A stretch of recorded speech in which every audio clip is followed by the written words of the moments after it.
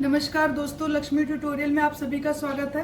पर्यावरण पारिस्थितिकी से आज मैंने चैप्टर जैव विविधता का संरक्षण, कंजर्वेशन ऑफ बायोडायवर्सिटी से कुछ प्रश्नों को तैयार किया है और ये चैप्टर भी बहुत महत्वपूर्ण है। तो चलिए शुरू करते हैं हम इसे। पहला है समुद्री संरक्षित क्षेत्र के संदर्भ में निम्नलिखित कथनों पर विचार करें। समुद्री संरक्षित क्षेत्र, हमें जानना चाहिए कि इसके बारे में जो कथन दिए गए हैं वो सही है या नहीं। तो पहला कथन है, इनका उद्देश्य प्राकृतिक समुद्री पारितंत्र की मूल स्थिति को सुरक्षित और संरक्षित करना है। ये कह रहा है कि समुद्री संरक्षित क्षेत्र, इसका उद्देश्य क्या है? प्राकृतिक समुद्री पारितंत्र की मूल स्थिति को सुरक्षित और संरक्षित करना। दूसरा कथन है, IUCN के अनुसार ये जो समुद्री संरक्षित क्षेत्र है, ये इसके लिए क्या कहता है कि IUCN के अनुसार समुद्री क्षेत्र के जल भराव क्षेत्र के साथ वनस्पतियों एवं जीव जंतुओं के वे क्षेत्र जो ऐतिहासिक और सांस्कृतिक महत्व के हैं, उन्हें नियमबद्ध करके संरक्षित किया जाता है। IUCN के अनुसार क्या है कि जो समुद्री क्षेत्र के जो जल भराव क्षेत्र हैं, उनके साथ साथ जो वनस्पति, जीव जंतु और वे क्षेत्र जो ऐतिहासिक और सांस्कृतिक महत्व के हैं, उनको भी नियमबद्ध करके संरक्षित किया जाता है। तीसरा है, भारत में समुद्री संरक्षित क्षेत्र को 3 वर्गों में बांटा गया है। चौथा है, भारत में समुद्री उत्पादकता विशेषकर कोरल रीफ, लैगून, मैंग्रोव, समुद्री घास बेड और तटीय क्षेत्रों में पाई जाती हैं। तो ये चौथा कथन है। पांचवा है, झील व समुद्र के वह क्षेत्र जहां संपोषणीय उत्पादकता और मछली उत्पादन अधिक महत्व के हों, उन्हें केंद्र सरकार मैरीन प्रोटेक्टेड एरिया, समुद्री संरक्षित क्षेत्र घोषित कर देती है। ये सभी कथन थे। हमें बताना है कि समुद्री संरक्षित क्षेत्र के संदर्भ में कौन से कथन सही है। तो ये सभी कथन बिल्कुल सही है। हमें जानना चाहिए, जो भारत है, भारत में 3 वर्गों में बांटा जाता है और भारत में समुद्री उत्पादकता जो है वो कहाँ पे है? कोरल रीफ, लैगून, मैंग्रोव, समुद्री घास बेड और तटीय क्षेत्र, यहाँ पर पाई जाती है समुद्री उत्पादकता। और झील और समुद्र के वे क्षेत्र जहाँ पे संपोषणीय उत्पादकता और मछली उत्पादन बहुत अधिक महत्व के हों, उन्हें सेंट्रल गवर्नमेंट क्या करती है? मैरीन प्रोटेक्टेड एरिया जो है घोषित कर देती है। और ये सभी कथन बिल्कुल सही है। चलिए अगले प्रश्न पे आते हैं।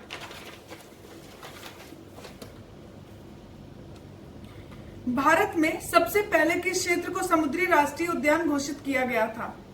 भारत में सबसे पहले कौन सा क्षेत्र था जिसे समुद्री राष्ट्रीय उद्यान घोषित किया गया था? पहला है कच्छ की खाड़ी समुद्री राष्ट्रीय उद्यान, दूसरा है गाहिर माता समुद्री वन्यजीव अभ्यारण्य, तीसरा है महात्मा गांधी समुद्री राष्ट्रीय उद्यान, चौथा है मन्नार की खाड़ी समुद्री राष्ट्रीय उद्यान।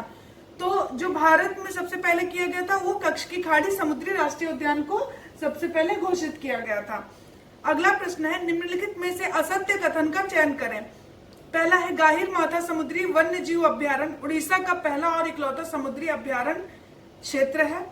दूसरा है गाहिर माता समुद्री तट भीतरकनिका मैंग्रोव को बंगाल की खाड़ी से अलग करता है। ये दोनों कथन हमें बताना है कि ये असत्य है या सत्य है। ये दोनों ही सत्य हैं और हमें इसमें से असत्य कथन का चयन करना था। तो इसमें से कोई भी गलत नहीं है, ना तो पहला ना ही दूसरा। गाहिर माता समुद्री वन्यजीव अभ्यारण्य उड़ीसा का पहला और इकलौता समुद्री अभ्यारण्य है। ये भीतरकनिका मैंग्रोव को बे से अलग करता है। चलिए अगले प्रश्न पे आते हैं। बाह्य स्थानीय संरक्षण के अंतर्गत शामिल है। पहले तो हमें जानना चाहिए कि बाह्य स्थानीय और स्वस्थानीय क्या होता है। स्वस्थानीय संरक्षण इन सिटू कंजर्वेशन और बाह्य स्थानीय संरक्षण एक्स सिटू कंजर्वेशन। तो ये 2 होते हैं। तो स्वस्थानीय के अंतर्गत जो आता है यानी इन सिटू के अंतर्गत, वो हम जानते हैं राष्ट्रीय उद्यान, वन्यजीव अभ्यारण्य, जैवमंडल आगार, पवित्र उपवन, समुद्री समुदाय आगार और संरक्षण आगार, ये आते हैं स्वस्थानीय के अंतर्गत। और बाह्य स्थानीय के अंतर्गत क्या क्या आते हैं? बीज बैंक, जीन बैंक और ये क्या नाम है, वनस्पति और वृक्ष उद्यान, वनस्पति उद्यान, जंतु उद्यान, चिड़ियाघर, ये सब बाह्य स्थानीय में आते हैं। बाह्य स्थानीय में क्या किया जाता है? कृत्रिम आवास बनाया जाता है, वहां से जहां पे होते हैं वहां उन्हें प्रतिस्थापित कर दिया जाता है। और स्वस्थानीय में जहां पे वो होते हैं वहीं पर ही उनके लिए संरक्षण प्रदान किया जाता है। तो ये थोड़ा सा मैंने एक्सप्लेन किया। चलिए अब हम प्रश्न पे आते हैं। बाह्य स्थानीय के बारे में हमें जानना, और मैंने बताया कि बाह्य स्थानीय में क्या करते हैं कि वो ये बीज बैंक, जीन बैंक, वनस्पति उद्यान, वृक्ष उद्यान, जंतु उद्यान, चिड़ियाघर, ये सब इसके अंतर्गत आते हैं। तो चलिए पहले प्रश्न पे आते हैं। कृषि की महत्वपूर्ण प्रजातियों के संरक्षण हेतु एवं उनकी उत्पादकता बढ़ाने के लिए बीजों के बीज बैंक बनाए जाते हैं।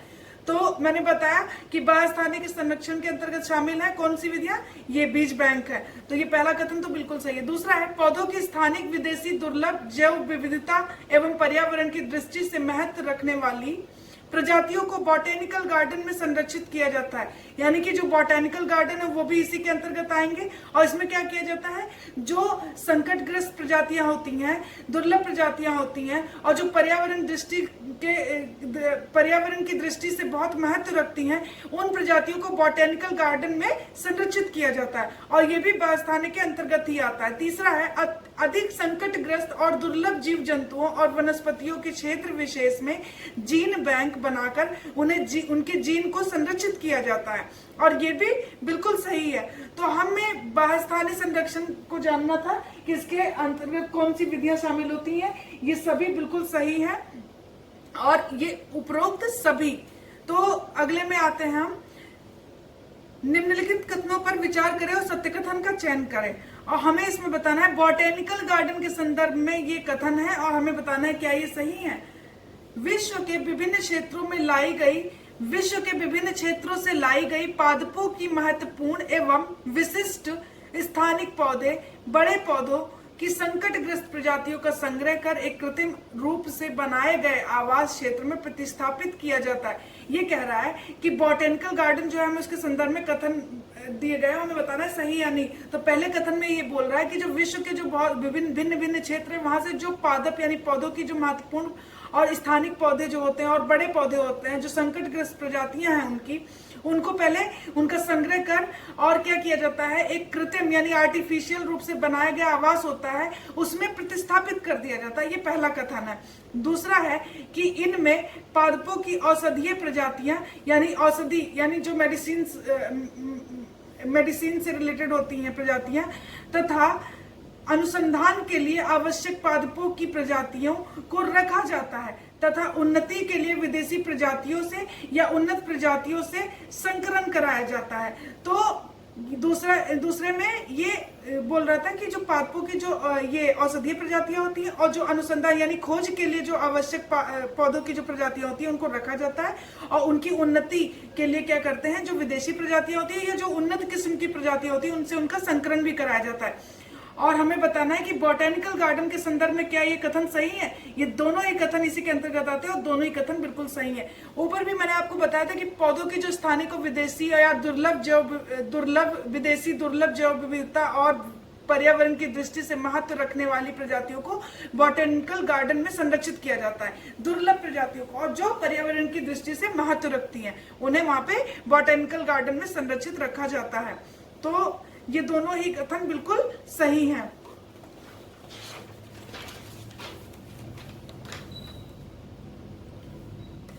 निम्नलिखित में से सही सुमेलित है। ये बॉटेनिकल गार्डन दिए गए हैं और हमें बताना है किस राज्य या शहर में है। तो चलिए पहला देखते हैं agri horticulture society of India. Agri horticulture society of India Kolkata में है, अलीपुर वहां पे। और दूसरा है express garden Maharashtra Pune, government botanical garden Ootacamund Nilgiri Tamil Nadu, IFGTB Coimbatore Tamil Nadu.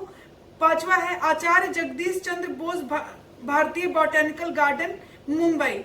और ये सभी बिल्कुल सही सुमेलित हैं, यानी पहला, दूसरा, तीसरा और चौथा।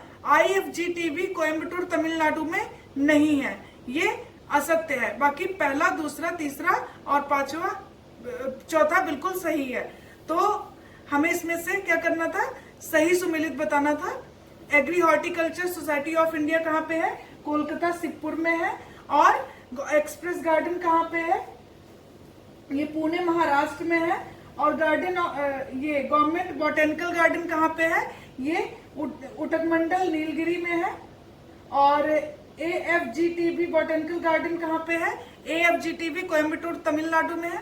आचार्य जगदीश चंद ये कोलकाता में है, ना कि मुंबई में। तो ये वाला गलत है। बाकी पहला, दूसरा, तीसरा, चौथा बिल्कुल सही है। ये मुंबई में नहीं है, ये कोलकाता में है। आचार्य जगदीश चंद्र बोस भारतीय बॉटेनिकल गार्डन, ये कोलकाता में है।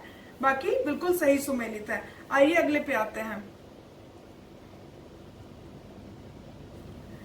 पहला है, चिड़ियाघर में बाह्य स्थानीय संरक्षण विधि के अंतर्गत जीव जंतु, पक्षियों और जीवों की दुर्लभ और संकटग्रस्त प्रजातियों को उनके प्राकृतिक आवास से दूर एक कृत्रिम आवास क्षेत्र में रखा जाता है। मैंने आपको बताया था कि इसमें ये होता है इन सीटू और एक्स सीटू होता है। तो इसमें क्या किया जाता है कि चिड़ियाघर किसके अंतर्गत आता है, बाह्य स्थानीय संरक्षण, एक्स सीटू के अंतर्गत आता है। तो यही कह रहा है कि चिड़ियाघर बाह्य स्थानीय संरक्षण विधि के अंतर्गत जीव जंतु और पक्षी या दुर्लभ संकटग्रस्त जो प्रजाति होते हैं उनको क्या किया जाता है, उनका जो आवास है वहां से दूर एक कृत्रिम यानी कि जो आर्टिफिशियल आवास क्षेत्र है वहां पर रखा जाता है। यही पहला कथन है। दूसरा है, इस क्षेत्र की देखभाल केंद्रीय चिड़ियाघर प्राधिकरण द्वारा की जाती है।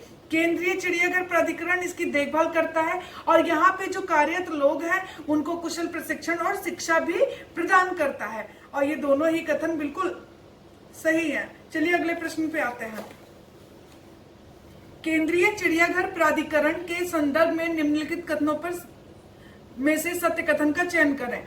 केंद्रीय चिड़ियाघर प्राधिकरण, हमें बताना है कि इसके संदर्भ में कौन से कथन सत्य हैं। भारतीय वन्य जीव संरक्षण अधिनियम 1972 के तहत जीव जंतुओं के संरक्षण और देखभाल के लिए CZA की स्थापना की गई। केंद्रीय चिड़ियाघर प्राधिकरण की स्थापना की गई कब, भारतीय वन्य जीव संरक्षण अधिनियम 1972 के तहत। दूसरा है, ये जंतुओं के रख रखाव, आवास, चिकित्सा संबंधी मानकों का उल्लेख करता है और उनके संरक्षण को भी सुनिश्चित करता है। तीसरा है, वन्य जीवों की संकटग्रस्त प्रजातियों की पहचान करता है, प्रजनन के लिए उपयुक्त कार्य करता है और आवश्यक तकनीकी और वैज्ञानिक सहायता भी प्रदान करवाता है। और ये क्या करता है, चिड़ियाघर को उनके विकास कार्यों के मूल्यांकन के आधार पर पहचान देता है। तो ये सभी कार्य इसके हैं, ये उपरोक्त सभी इसके कार्य हैं। यानी CZA केंद्रीय चिड़ियाघर प्राधिकरण की स्थापना भारतीय वन्य जीव संरक्षण अधिनियम 1972 के तहत हुई। ये जंतुओं के रख रखाव, आवास, चिकित्सा मानकों का उल्लेख करता है, उन्हें संरक्षण को भी सुनिश्चित करता है। ये संकटग्रस्त प्रजातियों की पहचान करता है, उनके प्रजनन के लिए उपयुक्त कार्य करता है, उन्हें आवश्यक तकनीकी और वैज्ञानिक सहायता प्रदान करवाता है। ये चिड़ियाघरों में उनके विकास कार्यों के मूल्यांकन के आधार पर उन्हें पहचान भी देता है। और ये सभी कार्य इसके हैं केंद्रीय चिड़ियाघर प्राधिकरण के। अगले प्रश्न पे आते हैं।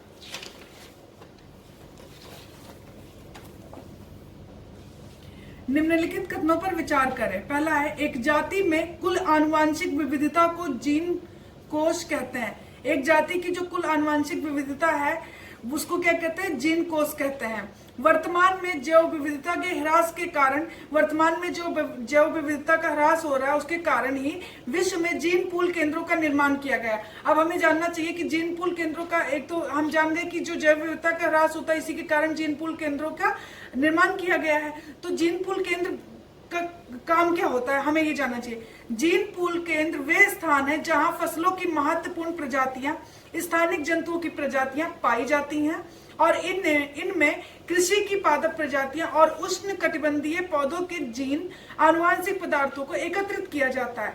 यानी कि इनका मेन मकसद यही था कि जो जैव विविधता का ह्रास हो रहा है तो इसीलिए इसका क्या किया गया था, निर्माण किया गया था। तो यहाँ पे उन आनुवांशिक पदार्थों को क्या किया जाता है, एकत्रित रखा जाता है। चलिए अगला कथन देखते हैं। जीन पूल एक निश्चित समय में समष्टि के कुल आनुवांशिक पदार्थों का योग है। इन पदार्थों को एकत्र कर जीन पूल केंद्रों में रखा जाता है। जीन पूल क्या होता है, एक निश्चित समय में समष्टि का कुल आनुवंशिक पदार्थों का योग होता है और इसको एकत्रित करके कहाँ रखा जाता है, जीन पूल केंद्रों में रखा जाता है। चौथा कथन है, जीन बैंकों में संग्रहित मूल्यवान जीनोटाइप दर्शाने वाला अलाभकारी पदार्थ DNA लाइब्रेरी के स्रोत के रूप में उपयोग किया जा रहा है, जहां से उपयुक्त जीन या जीनों के संयोजन को पुनः प्राप्त किया जा सकता है। और हमें बताना है कि इनमें से कौन से कथन सत्य हैं, और ये सभी कथन बिल्कुल सत्य हैं। चलिए अगले प्रश्न पे आते हैं। जीन बैंक और क्रायो प्रिजर्वेशन के में अंतर स्पष्ट करिए। तो हम इन दोनों में अंतर स्पष्ट देखते हैं। पहला कथन, जीन बैंकों के अंतर्गत आनुवांशिक पदार्थों का बाह्य स्थानीय संरक्षण के अंतर्गत संग्रहण एवं संरक्षण किया जाता है। ये कह रहा है जो जीन बैंक होता है उसके अंतर्गत क्या करते हैं, आनुवांशिक पदार्थों का बाह्य स्थान, यानी कि एक कृत्रिम स्थान बनाया जाता है, वहां पे ले जाके, कृत्रिम आवास पर ले जाके और वहां पे संग्रहण और संरक्षण किया जाता है। जबकि क्रायो प्रिजर्वेशन कोशिका उतक अंग और आनुवांशिक पदार्थों की जीवन शक्ति बनाए रखने के लिए भंडारण की एक प्रक्रिया है। तो क्रायो प्रिजर्वेशन में क्या होता है, कोशिका उतक अंग और आनुवांशिक पदार्थ की जीवन शक्ति को बनाए रखने के लिए भंडारण की एक प्रक्रिया है। दूसरा कथन है, जीन बैंकों में फसलों की विभिन्न प्रजातियों के बीजों को इकट्ठा कर एक सामान्य ताप पर रखा जाता है। जीन बैंकों में क्या करता है, एक जनरल टेम्परेचर पर क्या करते हैं, इसे रख देते हैं इकट्ठा करके विभिन्न प्रजातियों के बीजों को। जबकि क्रायो प्रिजर्वेशन के अंतर्गत पदार्थों को द्रव नाइट्रोजन में अत्यंत निम्न ताप पर रखा जाता है, बहुत ही लो टेम्परेचर पर रखा जाता है और सभी उपापचयी क्रियाओं और क्रियाकलापों को आवश्यक रूप से निलंबित रखा जाता है। ये दूसरा कथन है। तीसरा है, जीन बैंकों के अंतर्गत वृक्षों के जीन पदार्थ को फ्रिज कर संरक्षित किया जाता है। जंतुओं के स्पर्म और अंडे को जैविकीय फ्रिज में रखा जाता है। और जबकि चौथा कथन है कि क्रायो प्रिजर्वेशन का अनुप्रयोग युग्मन जनीय एवं कार्यक भ्रूण पराग कोशिकाओं तथा अनेक पादपों स्पीसीजों के निलंबन संवर्धन पर सफलतापूर्वक किया जा चुका है। और ये सभी कथन बिल्कुल सही है। हमें जीन बैंक और क्रायो प्रिजर्वेशन में अंतर स्पष्ट करना था और ये बिल्कुल ठीक है, सभी कथन बिल्कुल सत्य हैं। तो उपरोक्त सभी आज के लिए इतना ही। Thank you so much. अगर आपको वीडियो अच्छा लगता है तो लाइक और सब्सक्राइब करें। Thank you.